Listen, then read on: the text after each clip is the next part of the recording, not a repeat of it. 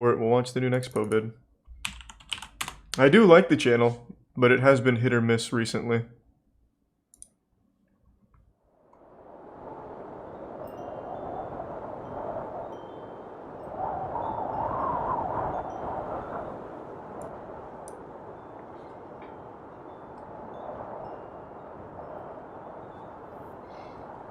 Oh, sweet. Thanks, Plan B.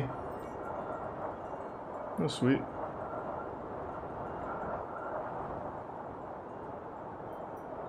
Thursday.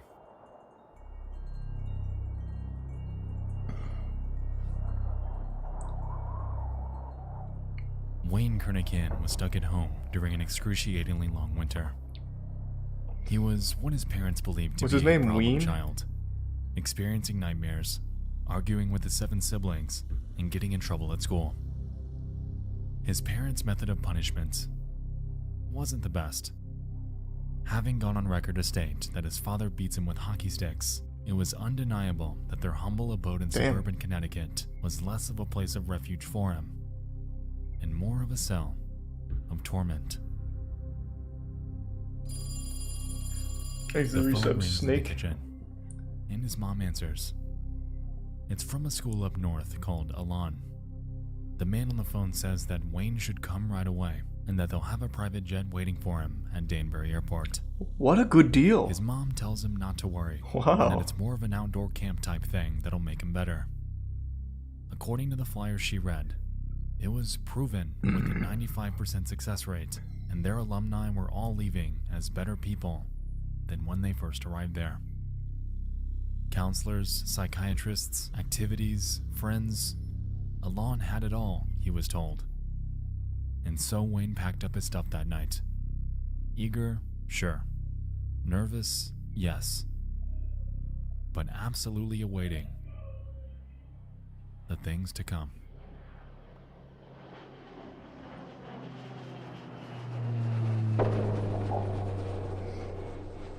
Thanks, the Resub Chuba. The plane touches down in Portland, Maine. 2 men greet him. After embarking for the school 30 minutes north in Poland, his escorts inquire on why he was sent there. Who made this vid? It's Nexpo. Drugs? Nope. Court order? No. So why the hell are you going? They joke. And then things get quiet. I keep seeing this one's fucked up. When Wayne began to question whether he was going to the place he thought he was. Cults are known to be pretty Something cool. Didn't seem right, but he was willing to give it the benefit of the doubt. Thanks to Prime Soap and the Resub The two Crunky. pull off a back wooded road into a clearing. Looks like a camp, he thinks. However, when he exits the vehicle, he isn't greeted with the silent serenity of nature, but instead, the screaming. Yeah, but that could mean anything. I scream when I'm having a lot of fun. Like, yeehaw, we're having fun.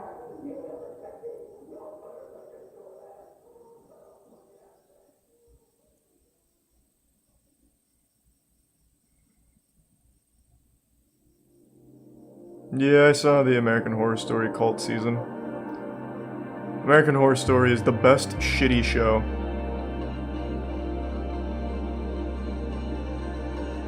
The 1970s were an interesting time. Across the United States, a rise in for-profit behavior modification facilities were in action. Now called the troubled teen or tough love industry, it seemed to be a money machine aimed at altering and stifling troublesome behavior in adolescents. Well, someone's got Data is to. hard to gauge due to the widely varying nature of the names, motives, and specialties of each of these schools, but they were widespread and only became more so throughout the 80s. It's widely believed that the parental reception to the era's youth were the catalyst for facilities like this. Given that this was the decade following the rise of the hippie subculture, authority was and had been challenged for years. Whoa! That facial hair is kind of nutty. That looks cool. It's like Wolverine, but not cool like Wolverine's. It's like a little cushion. That's nice. That's like an OG neckbeard.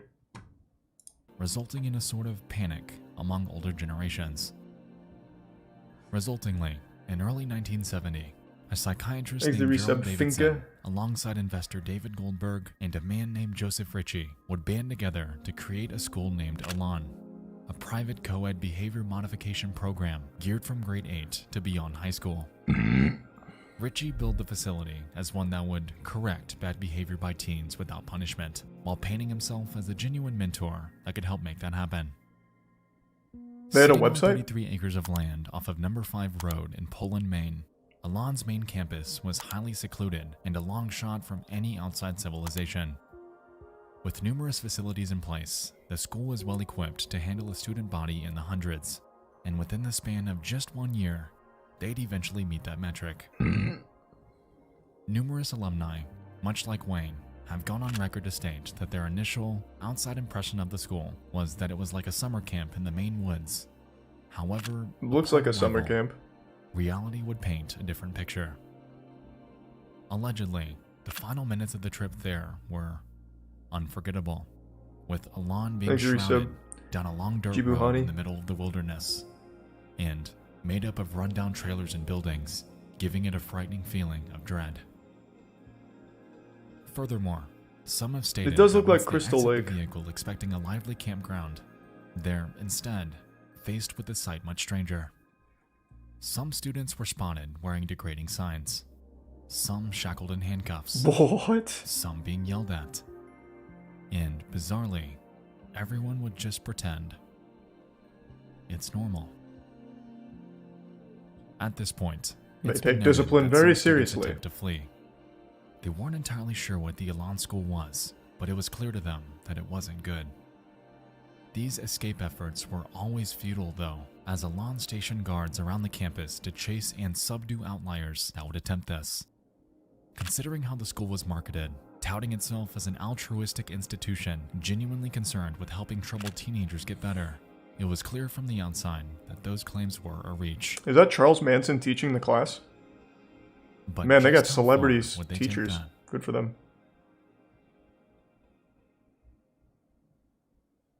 What most students were unaware of was that behind their back, a deal was made on their behalf.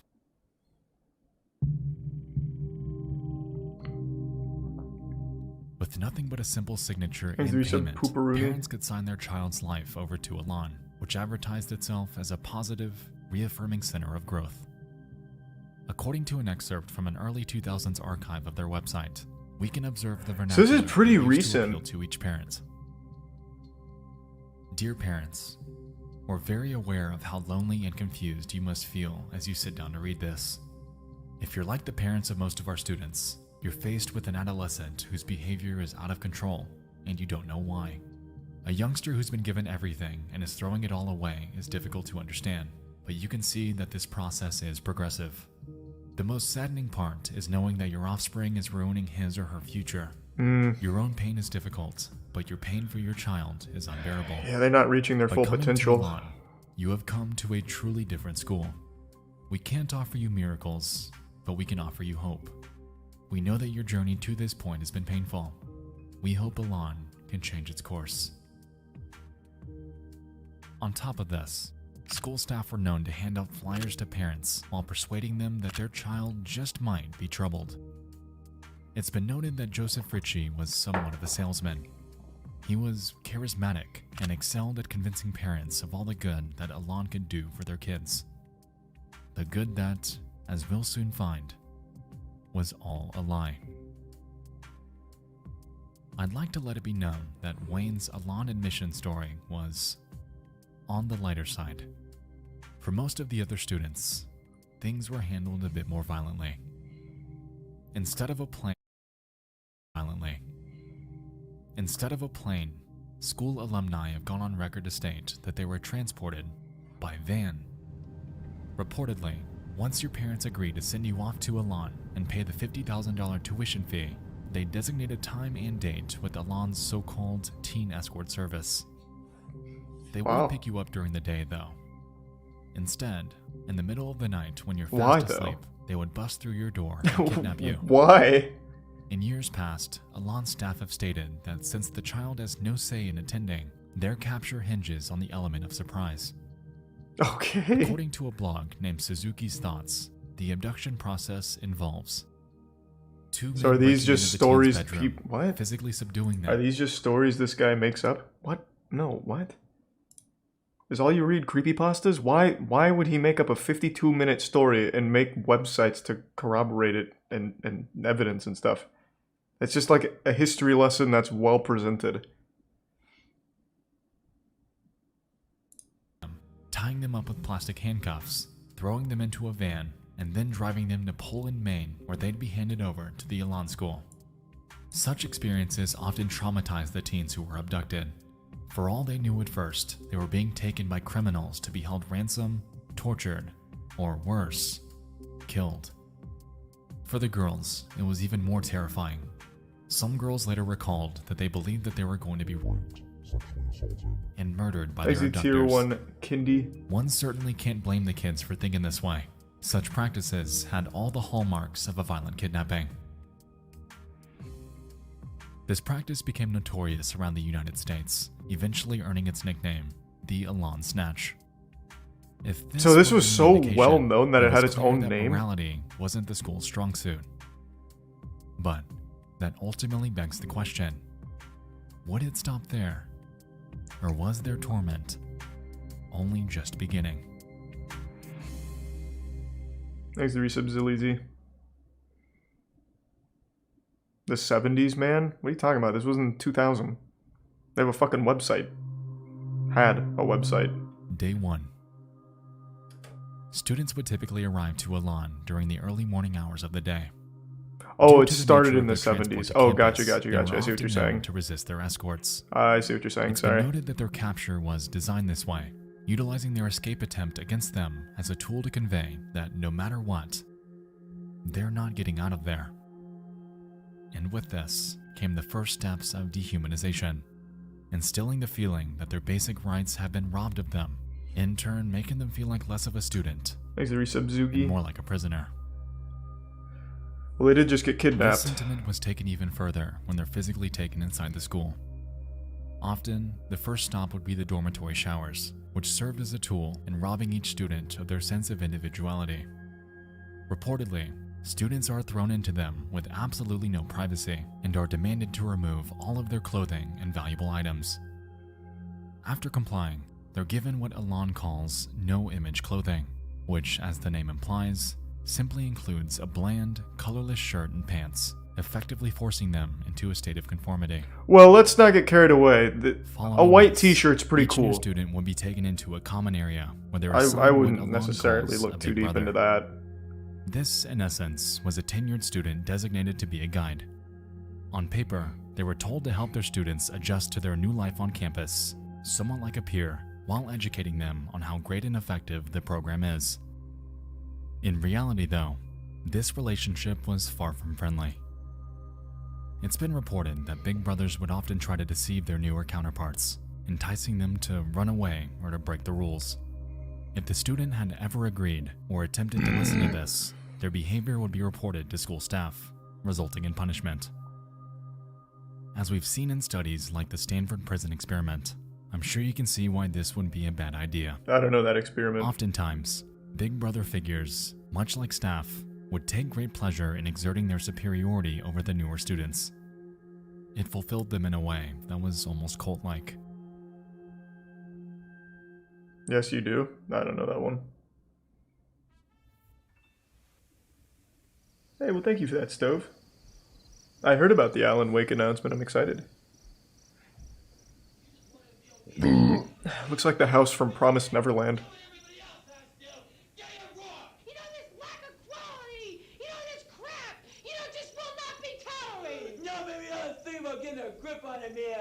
Another responsibility. You had to clean the bathroom this morning, man. Yeah, you should remember next time. Because it's off the wall. I guess you clean out the showers, too. And every one of them uses the showers. Just being irresponsible. If you want to act like a baby, you get screamed at. If you want to act as more like a mature adolescent, you get talked to. Oh, so I was like, wait, what? Speaking of cults, Was that footage from Elon University? Is it Elon or Elan? I don't know how to say it. Either way. But didn't he just say that they were forced to wear, like, the colorless shirts?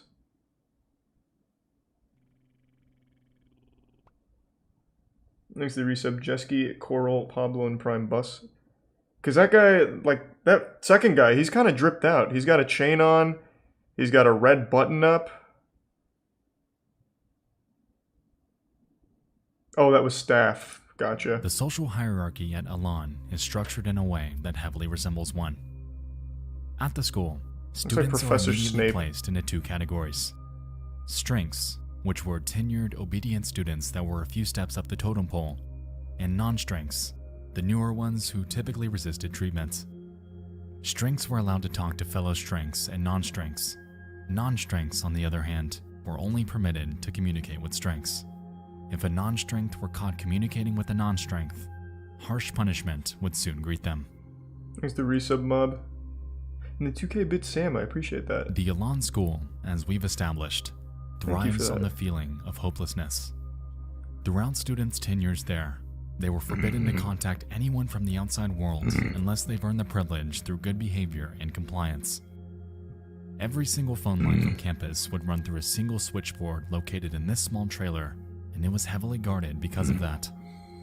If a student were to gain the privilege of contacting their family, it's been reported that they're heavily monitored, only permitted to praise the school for all the good it's done to help them during their time there.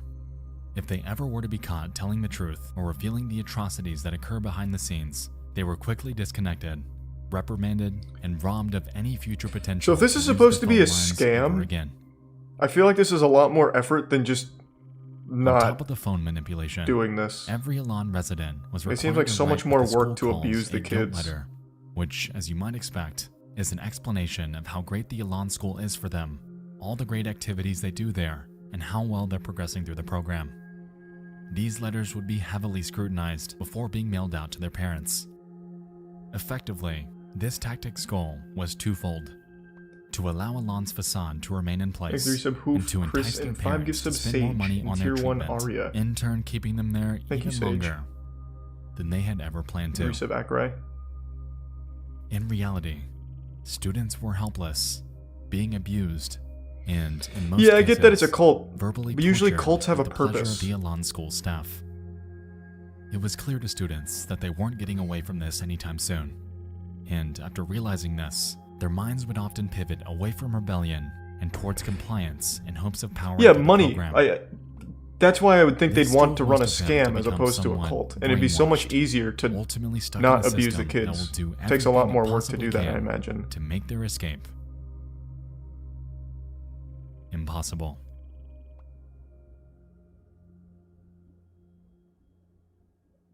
So I'm assuming there is a point to the cult, like they want to turn these kids into like super soldiers or something, I don't really know. But if it was just a scam, they're putting a lot of work into it. Whereas they could just take the kids here for $50K a year and just let them play basketball and sleep. The Elan School were immense. Exerting nearly totalitarian control over everything that happens, Joe Ritchie's set of rules, which he called guilt, was gargantuan and needlessly meticulous. Tier 1 Wheelu.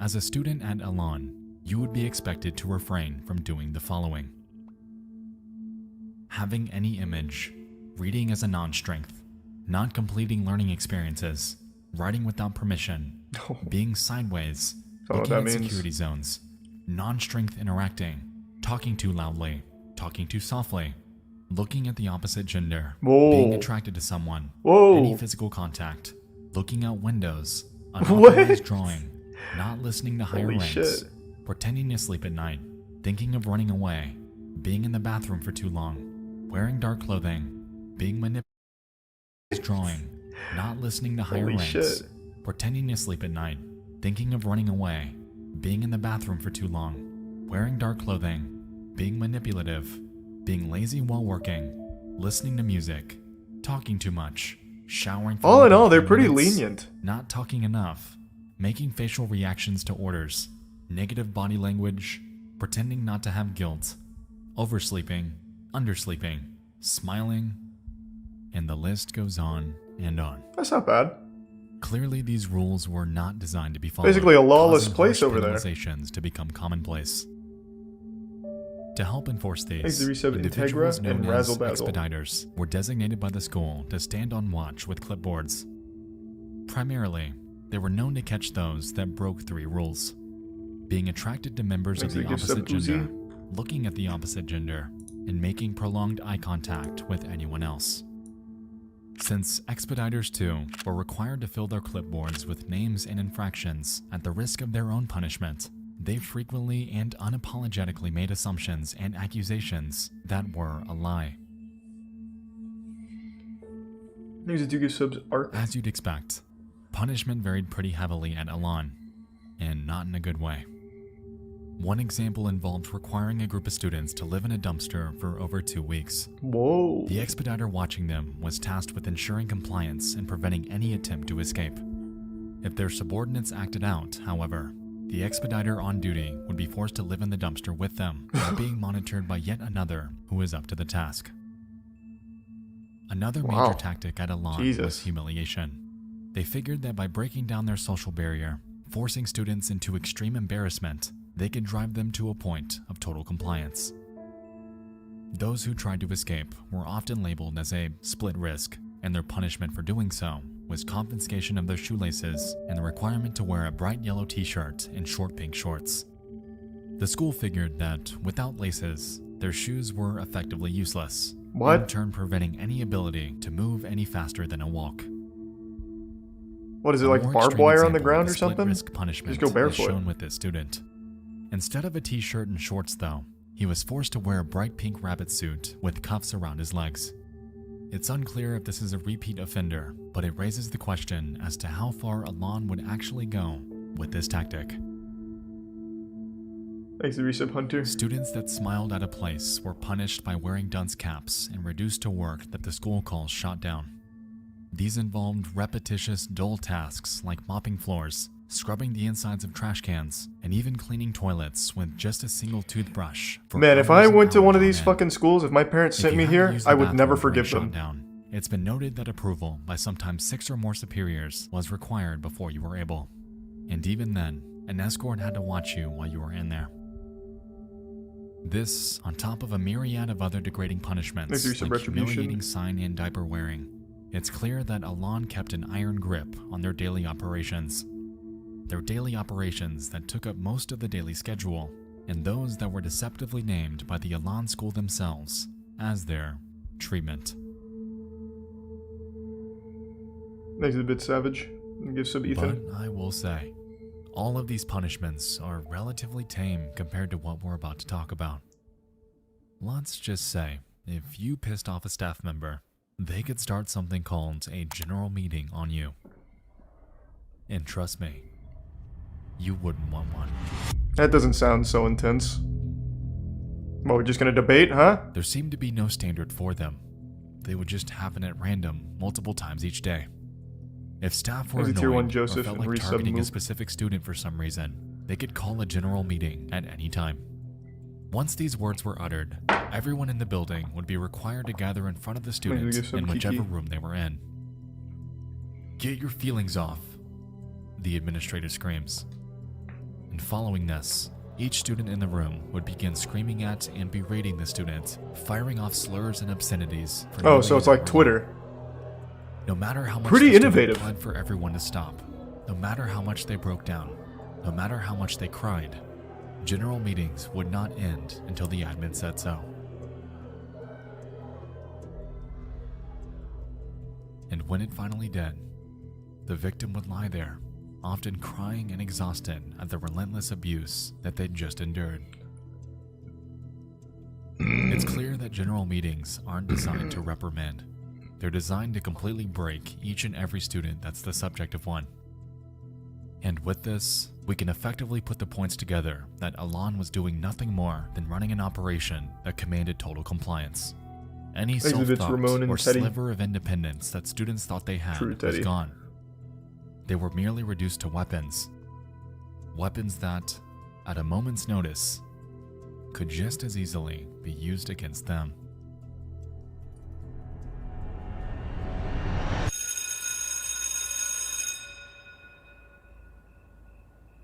7 p.m.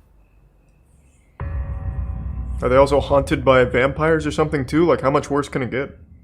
Contrary Fucking werewolves to or its focus something? on academia and outside marketing, school time within Elan was secondhand to the students' treatment.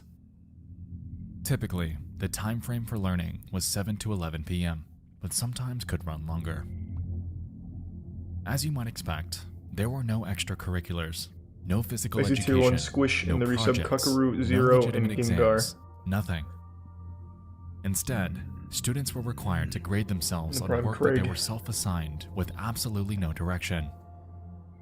The structure of class typically involved a staff member supervising a room full of children. Each night of learning involved completing work out of freshman-level textbooks, which, unsurprisingly for a group of teenagers, would be immensely uneventful.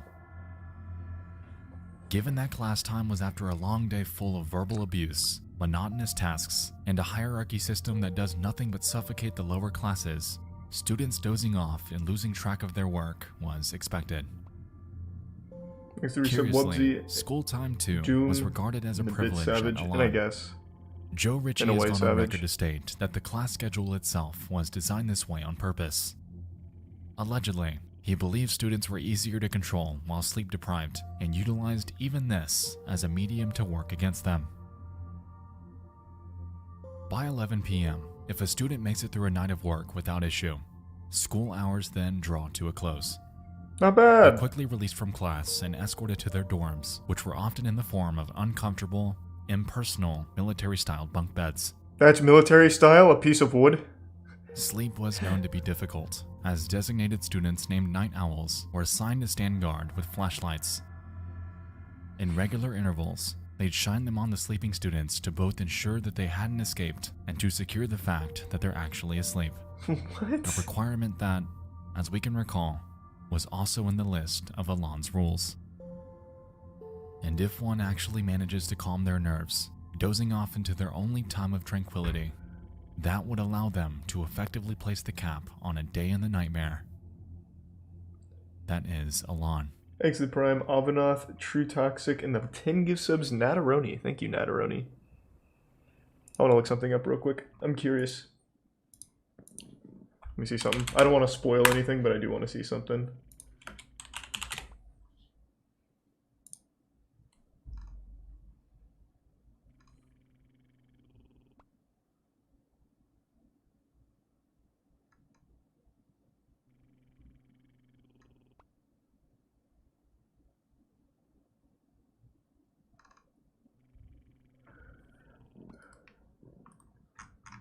I just want to see if like the main guy behind it's still alive, but I don't want it to be a spoiler either.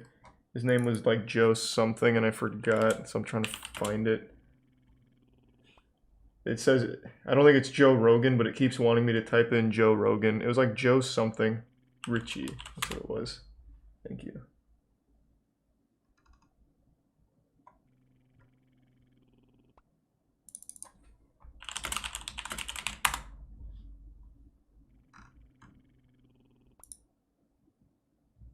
He's dead.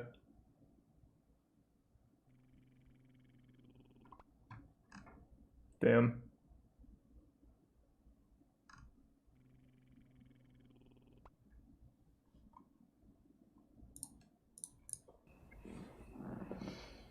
Thanks to Prime Tarkus and the Resub Paranoid and Cookies and the Tier 1 Matt. And then you get to do it all over again.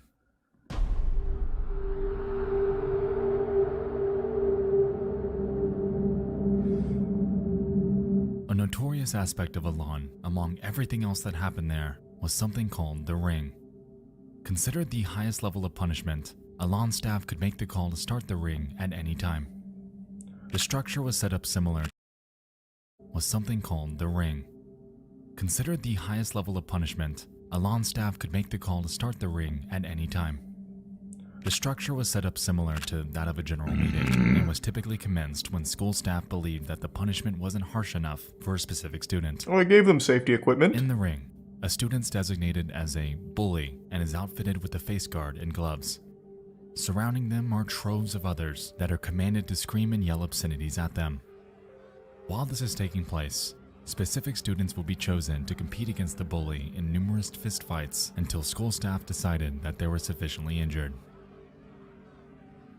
No one was safe from the ring either. Some bore pre-existing injuries, some were much smaller than their opponent, and some were even pregnant.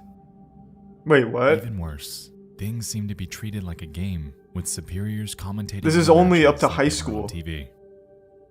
In reality, How are though, this was the furthest. Wait, I'm super curious then. So how were some of them pregnant? Because you're not even allowed to look at the opposite gender. And assuming that you lived here for a year, how would you get pregnant? That makes no sense to me. I guess if they could have arrived pregnant, which would check out. Staff? Oh, I see what you're saying, by the staff. Right. Exit prime material. I keep forgetting that there's actual adults behind this, because it looks like, it sounds like they literally only appoint the students to do everything here. It's like Lord of the Flies. This thing from TV. This was handcrafted abuse. Alon was meticulous about orchestrating fights for the ring, too. It's been noted that certain students would regularly be punished for another's actions, effectively engineering anger between them. This was often noticed between big brothers and their subordinates, as they'd be punished for the actions of their newer counterparts. And once they were angry enough, a ring fight would commence, often injuring students so badly that they'd sustain permanent brain damage, PTSD, and even death.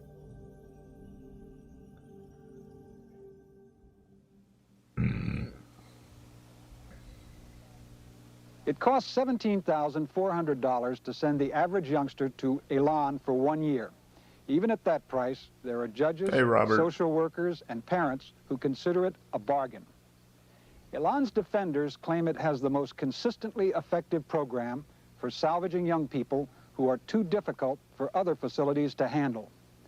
So many states want to use Elan that there's a waiting list. But on the other hand, one state agency in Massachusetts will no longer send their youngsters here because they object to the way the children are treated. One reason is the use of physical punishment. Joe, you make no bones about it. There is corporal punishment here at Elan. Tell us about it. What are the stages it comes in? Who's it administered by?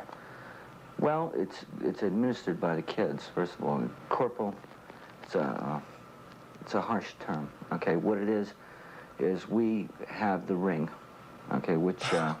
Oh, he's super open about it. Misinterprets. It's not a boxing ring. It's a ring of human people. The bully is introduced as what he is. In this corner is the bully who's trying to turn this facility into a detention center. Okay? And in this corner is the house champion who's going to show him why it can't be done. And that's exactly how it does. And we never allow the bully to win. But girls get put in the ring, too. Well, girls bully as well as boys do.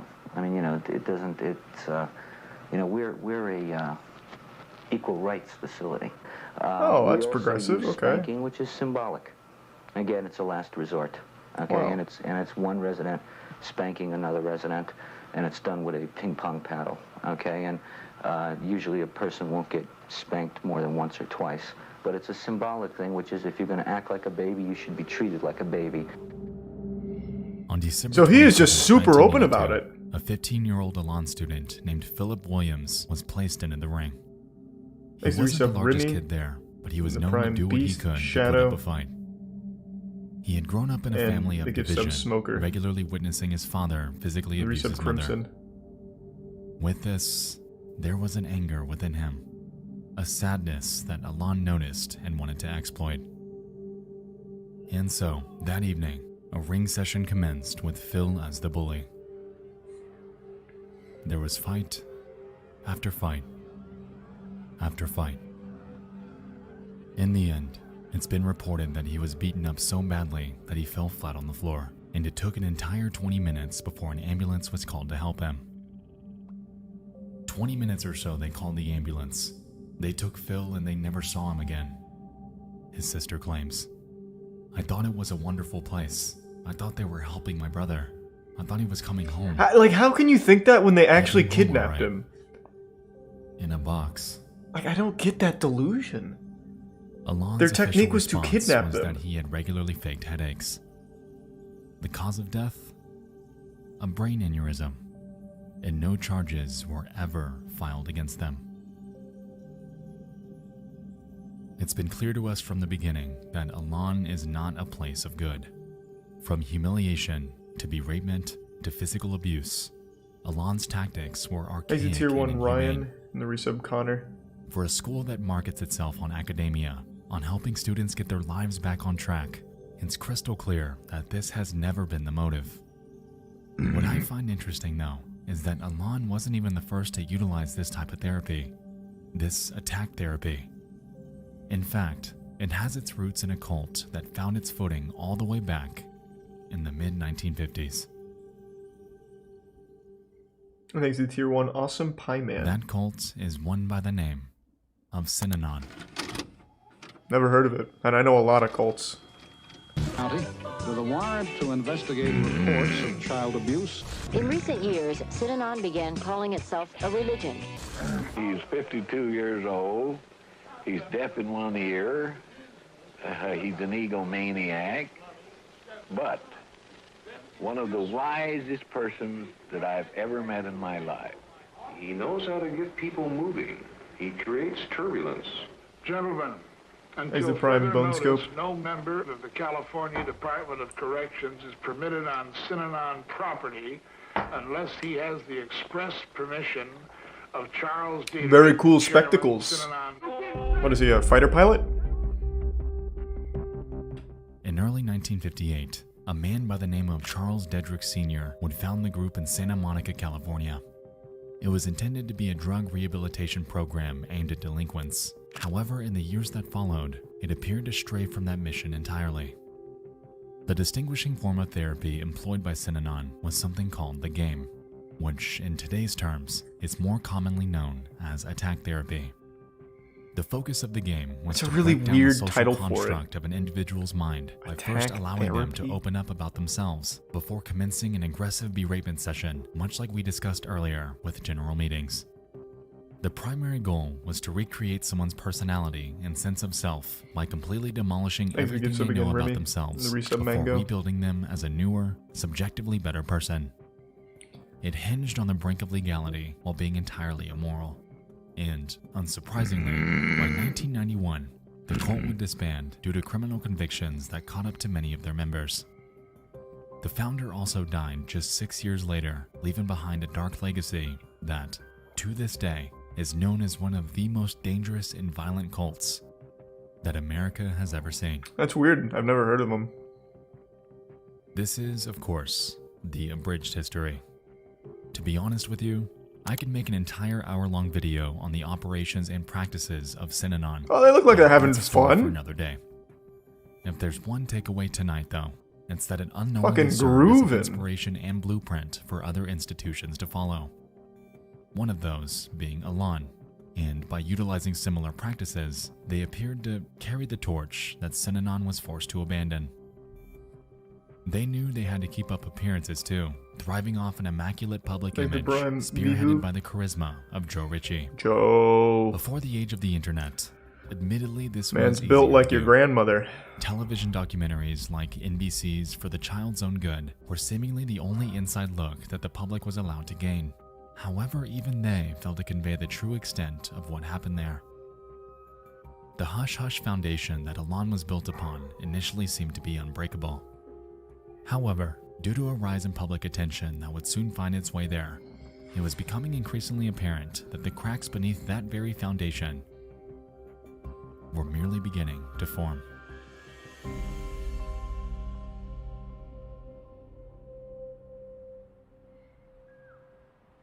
Is it Prime Pink?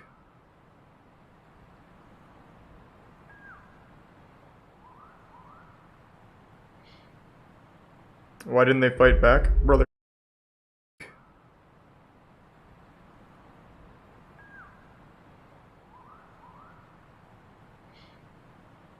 Why didn't they fight back? Brother kids.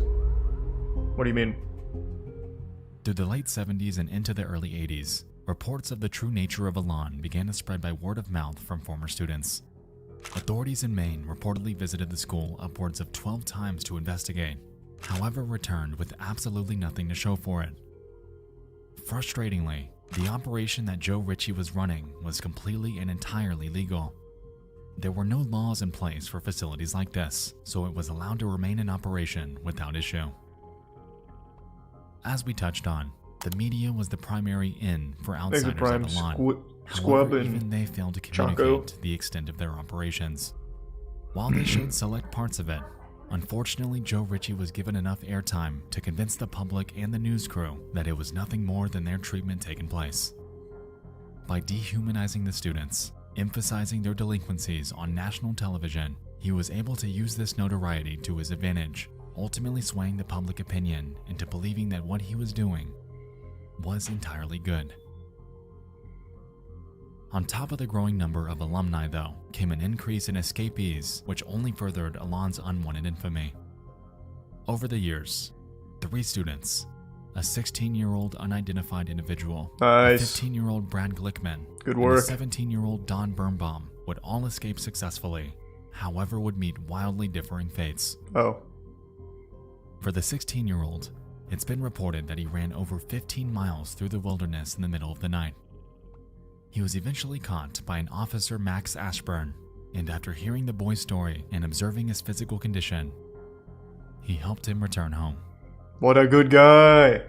For Brad Glickman, he was shot. Oh. In 1990, after escaping Alon's search parties, he made his way to a house in a small town. Authorities believed that he had a connection to the girl that lived there.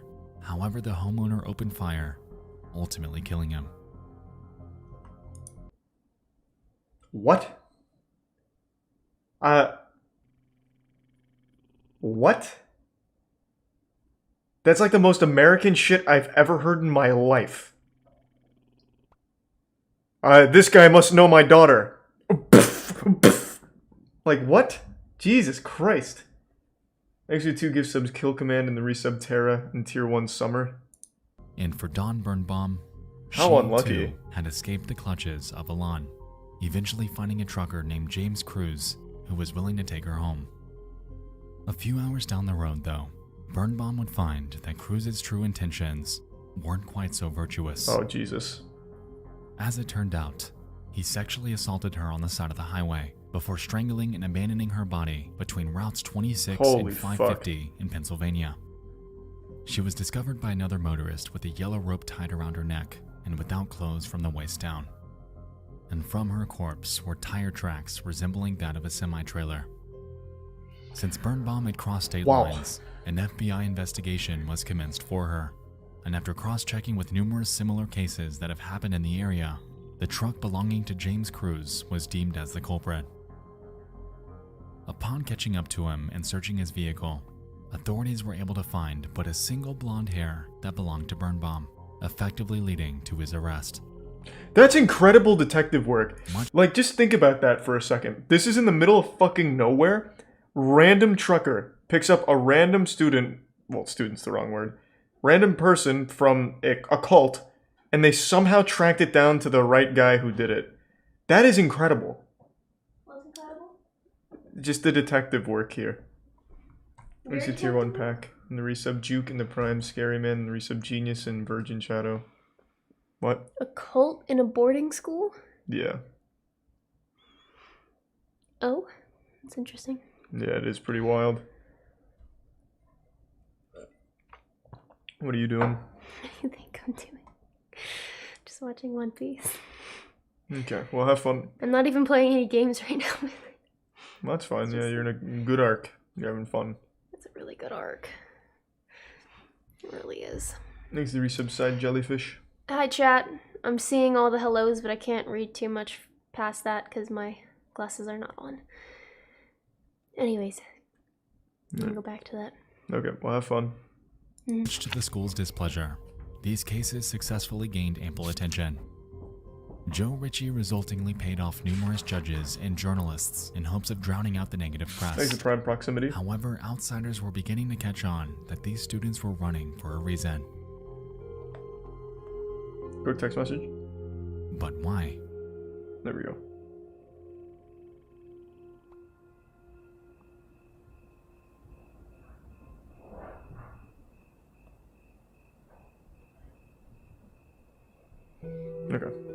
All good.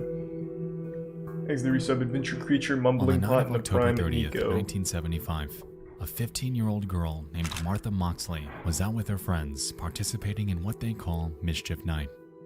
This typically involved TPing houses, ding-dong ditching, typical teenager antics. Later that night, Moxley found a liking to a Thomas Skakel, eventually kissing him before the pair decided to venture off. To the other friends in their group, seeing Moxley fall over the Skakel's backyard fence with Thomas was the very last time that they would ever see her alive. The next morning, the Moxley family awakens as usual. They go about their morning routine, however notice that Martha is missing. Upon searching the house for her, they notice a body lying by the tree out in the backyard. And don't really have one stoner boner. And discover a grim scene.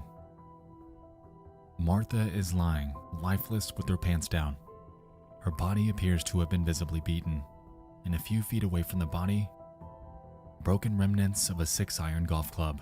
Holy shit. This club was eventually traced back to the Skakel family. Autopsy reports claimed that she was bludgeoned and stabbed to death, all by that 6-iron.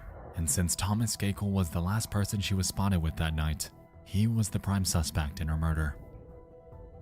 Due to a lack of sufficient evidence, however, he, among the other suspects, were eventually absolved. What? And as a result, the Moxley case, frustratingly, went cold. Thanks to Tier 1 Rowie and the Resub Ryan.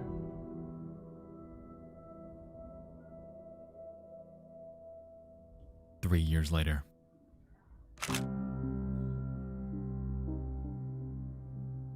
Thomas's 18-year-old brother named Michael Skakel is arrested for drunk driving. What a great family, all around. Admission to Elan. While there, Skakel was known to be problematic and outspoken. According to Elan students at the time, he would regularly boast about a girl named Martha and how he sexually assaulted and killed her. One student named Gregory Coleman, what a weird thing to brag about, recounting how Michael had gone on record to state that, "I'm going to get away with murder. I'm a Kennedy." The Kennedy reference was alluding to his relation to Robert F. Kennedy, something that would prove pivotal in launching his eventual trial to the national spotlight. At the time of his confession, though, nobody could do anything about it. Given the overbearing nature of the rules set at school, any student that tried to tell someone about this was quickly reprimanded. It would take an entire 22 years before Skakel's actions would reach the public eye. In January of 2000, he was arrested and charged with the murder of Martha Moxley, and due to his relation to the Kennedys, it was a case that commanded the airwaves. Since Skakel's primary vehicle of bragging about his crimes was Elan, this, by proxy, had also thrust the school into the national spotlight. Thanks to the Resub. Dozens of students took the stand, exposing the callousness that occurred there. The humiliation, the general meetings, the beatings, the ring, the deaths, all of it was brought into the public eye. Realizing this, Joe Ritchie did everything he possibly could to keep discussion about his operation to a minimum. He looks like Neil Breen. He eventually took the stand, downplaying any mention of Elan, touting its high success rate, and doing everything he possibly could to divert the attention back to Skakel and hope you like God Slap Creamy only. But this was only marginally effective, as this was in the 2000s. An interconnected era of information catalyzed by a little something called the internet. That piece of shit, huh? Michael Skakel was eventually found guilty of the murder and was sentenced to 20 years to life in prison. After serving just 11 years behind bars, he was granted a new trial in 2013, in which he was let go after posting a $1.2 million bond. Oh, Jesus. Today, he walks a free man. Trial in 2013, in which he was let go after posting a $1.2 million bond. Oh, Jesus. Today, he walks a free man. But I do Tier 1 Sarcastic, and the Resub Phil Swift, and the inhumanities committed at the Elan School were documented in one of the most high-profile cases in decades. And because of this, people began talking, theorizing, and investigating effectively marking the beginning of the end of Joe Ritchie's iron grip on the hundreds of students that were helpless beneath him. Thanks to Resub Nathan and the Prime, Green Gorilla, and Tugasub Sarcastic. But with his weakening grasp on the media surrounding his operation came a different hurdle that Joe Ritchie would soon have to overcome. In June of 2000, he was diagnosed with lung cancer caused by his well-known addiction to cigarettes. And just 6 months later, on the 29th of January 2001, Joe Ritchie would pass away in Portland, Maine at 54 years old. As a result, his second wife, Sharon Terry, would take over operations at Elan. It was clear, though, that due to the increased publicity among the rising alumni testimonies, the idea of Terry having a lot of PR work on her plate was putting it lightly. Throughout the years, numerous changes would be put in place in response to Hold on, someone just said something. Skakel is in jail, by the way. His conviction got reinstated in 2016. Thanks to some Monty, geo expert in chasing bubbles. Well, this video is brand new, and he said that he's a free man. Let me see. Let's take a peek.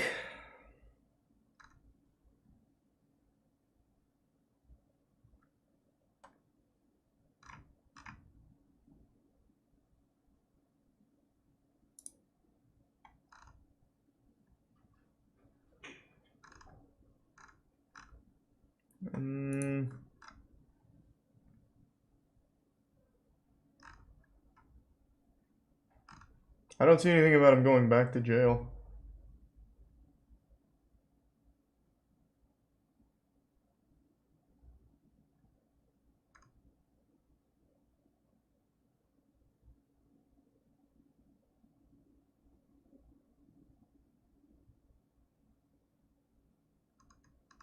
Yeah, there's nothing about him going back to jail. Literally nothing.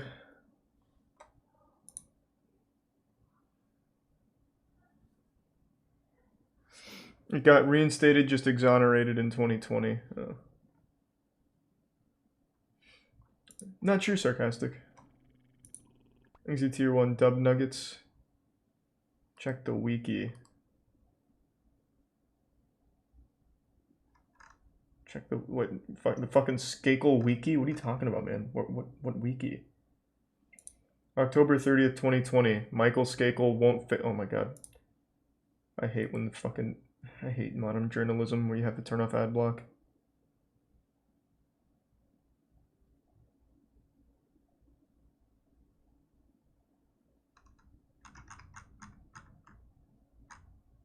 Yeah, I don't see anything about him going back to jail.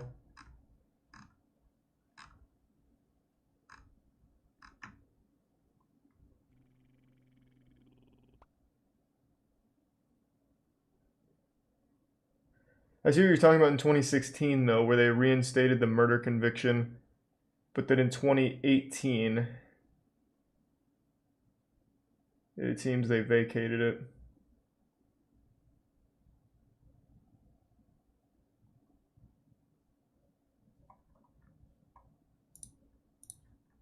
Outside criticism of the Elan school. And Granny. For instance, the ring was eventually forbidden from being used as punishment. And while this was substantially a good thing, the other cruelties would remain. What Sharon Terry was unaware of, though, was that due to the rapid rise in technology, namely the internet, even her reign over Elan would soon meet its demise. When the water settled following the Skakel case, mentions of Elan were made on various forums throughout the next few years. They would get people talking. However, it wasn't quite enough for definite action. By 2010, though, something would change. A website that we all know very well would help spearhead one of the most effective exposed stories in the history of the internet. I want to take a guess. I don't know the story, but I want to guess. Is it Something Awful? Something Awful used to be pretty powerful. No way, is it Reddit? God damn it. That website was Reddit. Son of a bitch! On November 26th, 2010, a man named Jeff W., who went by Gazaz My Hero, would make a post titled, Even skimming this once will blow your mind.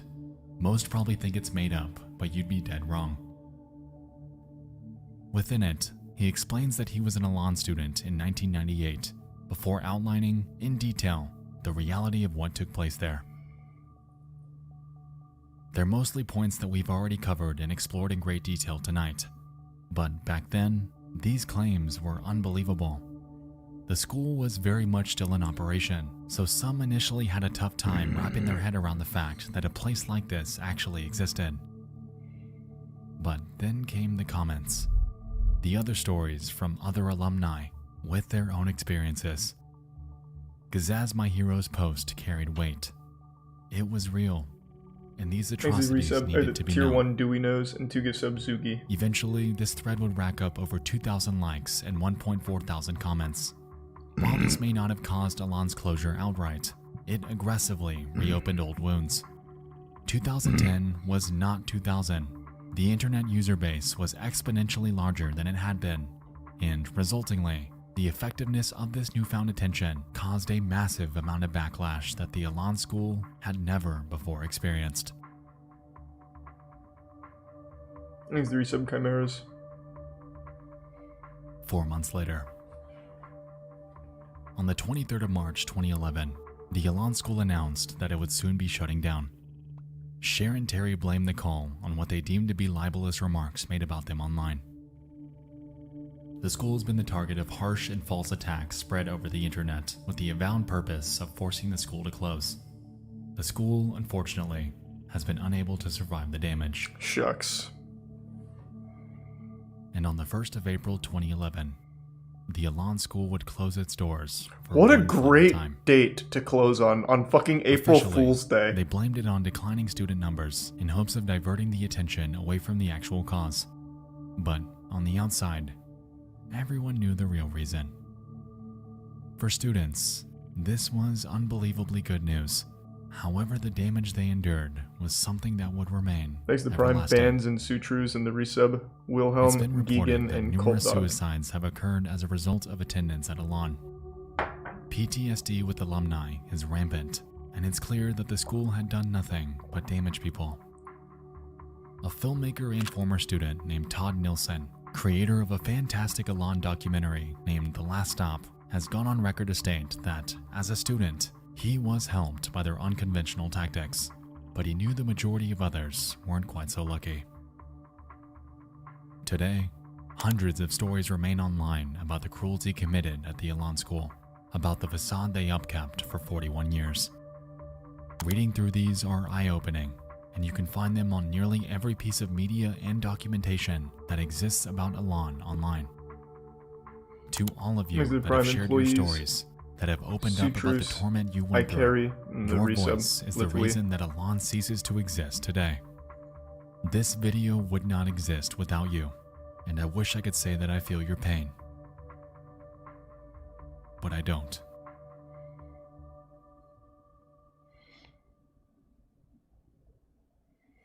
What's Sharon Terry up to? Let me take a peek. Sharon Terry, what's going on?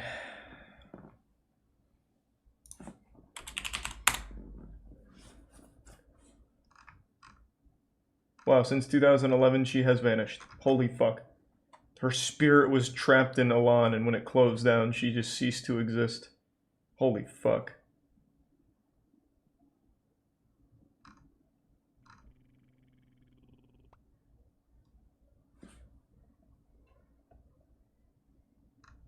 Yeah, I cannot find anything of Sharon Terry after 2011. My god. Well, thanks to the resub.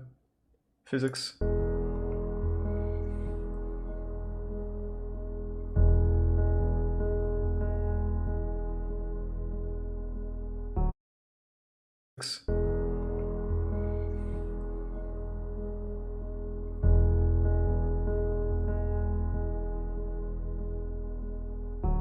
While there are and have been other facilities like this throughout history, those are another story for another time. The legacy that Elan left behind is a dark one. Knowing the true history of what occurred off Number 5 Road is haunting. And no matter if it forever stands physically, the psychological destruction that it left behind will very unfortunately forever remain. Thanks, the Resub Bloviator. That was good! That was a very interesting story. God damn, that was fucking intense.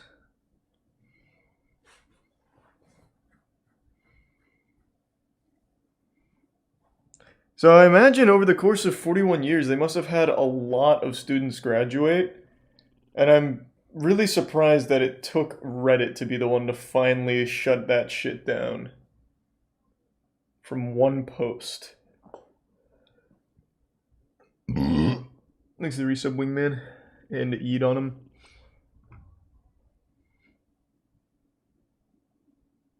The graduates were brainwashed. That's true. I guess it's hard to really understand that perspective, since I obviously wasn't there for the brainwashing.